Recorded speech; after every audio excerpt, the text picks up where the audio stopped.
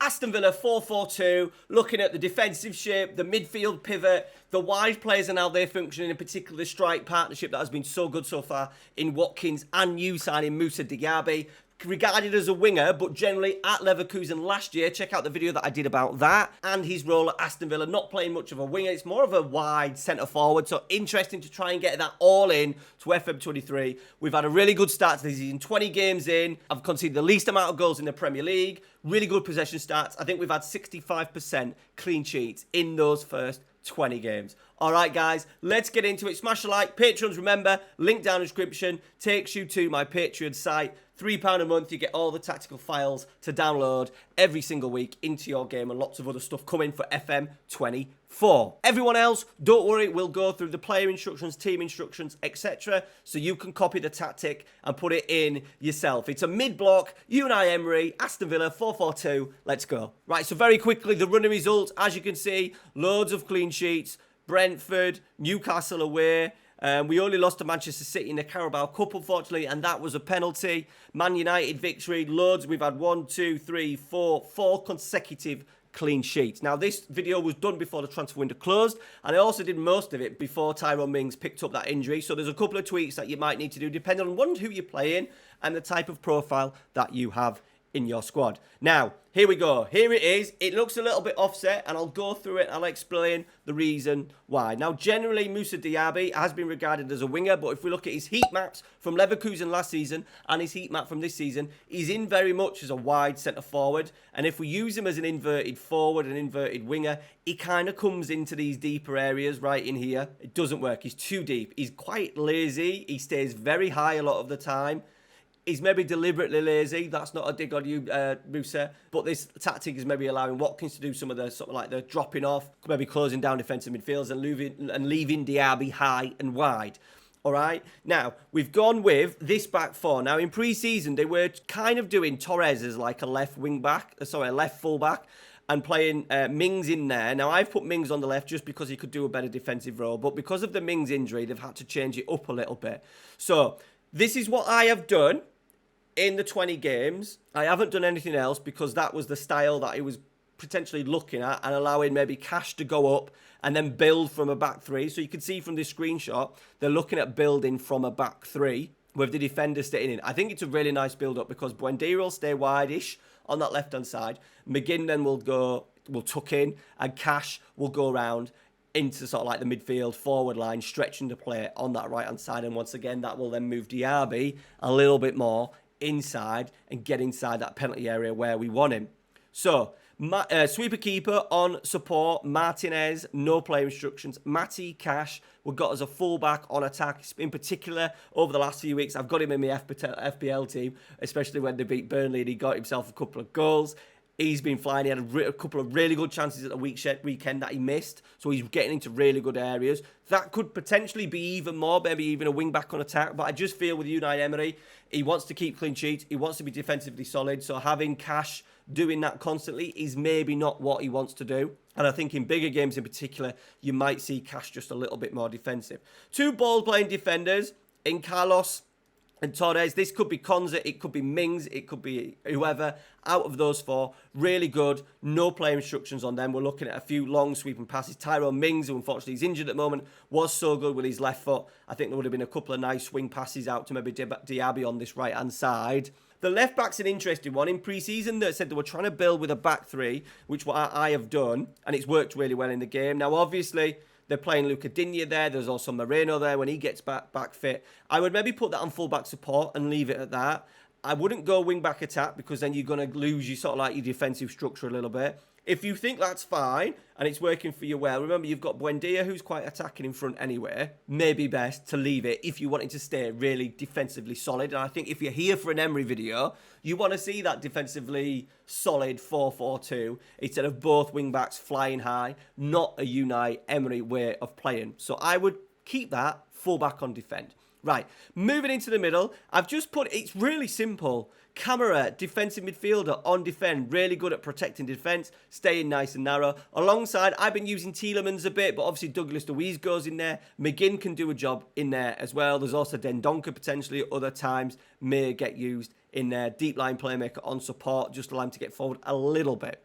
Now, the wide areas are important. They often end up playing a little bit of like a box formation with the two wider players coming in. McGinn, with the ball, is obviously a central midfielder, so you'll see him driving into sort of like these half spaces and driving in here and getting involved in the play, allowing the overlap of Matty Cash. We've got him as a wide player on support. No play instructions again. He doesn't like it, but he's made a decent start to the season. When we also line up and we're out the ball, he gets back in to make a 4-4-2. So in possession, he'll come in here.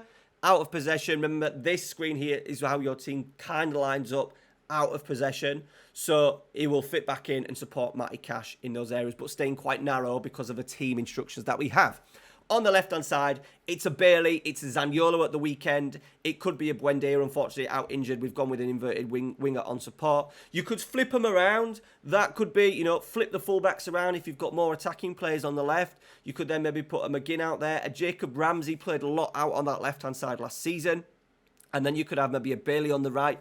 Feel free to flip that around. That might have a slight effect on Diaby and how Watkins play, but give it a go. I think it would still work, and defensively off the ball, you'll have that nice bank of 4. Sort of like your 2 central midfielders, good in rest defence, sort of like sitting off, and maybe Tielemans sort of like getting around this area, potentially finding a nice little through ball or hitting it from range. Right, up front, we've gone pressing forward for Watkins, no play instructions. I've got him down the middle. Now, he did an interesting interview at the end of the game last season, and he was talking about his new role under Emery, and basically Emery has got him from really working the channels. He said he was running into channels too much. He wanted him to stay central. So I've got him as a pressing forward because he's tremendous off the ball. He's got tremendous off the ball attributes in terms of pressing and work rate, stuff like that. So pressing forward on attack. Now, Moussa Diaby, as we've said, if he was out on this left-hand side as an inverted winger and an inside forward, he would start too wide. We want him up there in a 4-4-2, but we also want him to shift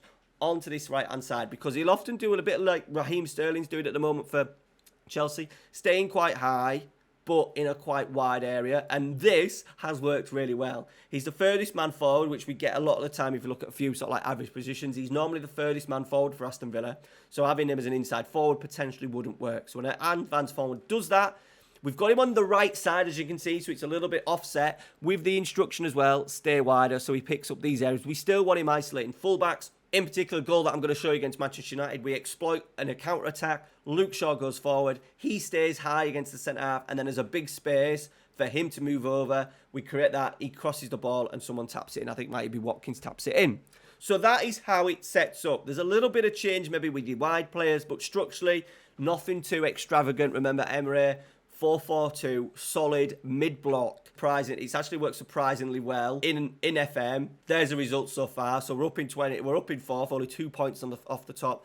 Actually, disappointing defeat. Burnley and Wolves, we absolutely dominated the games as well. We just couldn't score. Okay, the team instructions. Positive mentality, shorter passing, fairly narrow because we want to keep that nice and compact. We'll show a little clip about that in a little bit, especially with the wide playmaker coming in. Trying to make that 4-2-2 as much as possible, that little boxing midfield. Slightly higher tempo, key to keep possession of the ball. In transition, counter press and counter. Can we get that ball back, especially with Watkins and players up in certain areas? There is an initial counter press. I want a counter attack just because of the use of Watkins and Diaby, and we'll see a goal against Manchester United with that. We also want to see those wide players and Matty Cash getting up and around on the counter-attacks, giving us that attacking width. Take short kicks, Martinez, distribute to our 2 ball-playing defenders. Out of possession, a mid-block, not happens very often on the channel. More often trigger press, get stuck in, really aggressive, and we're trapping outside. We're getting nice and narrow. All right, those are all the PIs and the TIs. Let's go and see a couple of little highlights just to show you the role of Diaby, a counter-attack, Cash as well getting forward, and the role of McGinn in possession and then out of possession. Okay, so we're going to get the ball back. We counter. We've got a 2v2 on at the moment because Diaby stayed high. And as you can see, he just drifts onto this right-hand side. This is where you can hit teams because he's got that instruction of stay wider. He's going to come out into this space as much as possible. He's then going to cut it on his left foot. Matty Cash, because we've got overlaps on, Matty Cash on this right-hand side will get an overlap in, and it's a lovely counter-attack, a lovely goal. You'll see Matty Cash, if you watch Match of the Day highlights of Aston Villa recently, Cash is the one giving them width down that right-hand side. Okay, and then this one actually ends up being a goal for us. I'm just going to keep our eye on McGinn. So as you can see, in possession, he is quite narrow. He doesn't look... You would imagine if this was a winger, that started quite narrow because we've been out of possession when we were quite narrow in terms of our shape.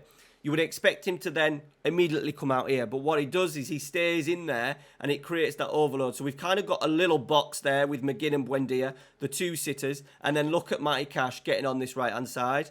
So McGinn's just stayed in there. He's staying there as support. And what it does do, if we lose possession now, we've got plenty of players in and around it. We've got 1, 2, 3, 4, 5 that can immediately come in and counter press. And that's none of the back four as well. So really compact. We can really press. Remember, we're trying to force. The ball will come in here and we've got that overload in terms of winning the ball back for a counter press. Ball slips in. We win it. Look, we've hounded it out. Look how much we've got pretty much a 4v1 on there in terms of us against Dominic Calvert-Lewin. The ball then comes to McGinn, who's once again stayed really narrow. The ball goes back. And then this is just the opposite of how we play. Look at Diaby starting position. He's up against that right. He's not wanting to stand against a big centre-half in Godfrey. He wants to stay wide. He's like in a wide attacking forward. And we're just going to play it through. There, a long ball over the top. Like, we get a little bit of luck.